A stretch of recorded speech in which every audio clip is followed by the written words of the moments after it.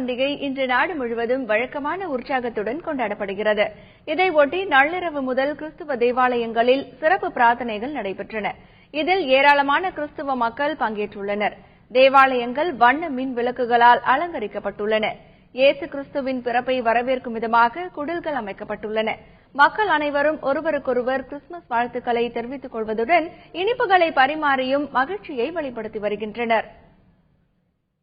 சென்னையில் உள்ள புகழ்பெற்ற சாந்தோம் தேவாலயத்தில் கிறிஸ்துமஸ் திருவிழாவை ஒட்டி நள்ளிரவில் சிறப்பு ஆராதனைகள் மற்றும் பிரார்த்தனைகள் நடைபெற்றன. இதில் ஏராளமானோர் கலந்து கொண்டனர்.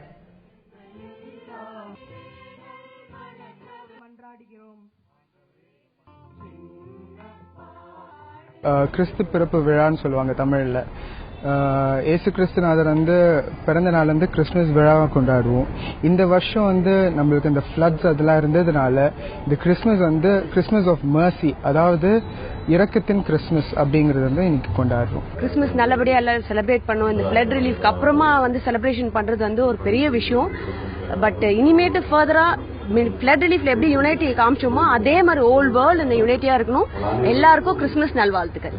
இதேபோல் நாகை மாவட்டம் வேளாங்கண்ணி மாதா தேவாலயத்தில் கிறிஸ்துமஸ் சிறப்பு ஆராதனைகள் மற்றும் பிரார்த்தனைகள் நடைபெற்றன.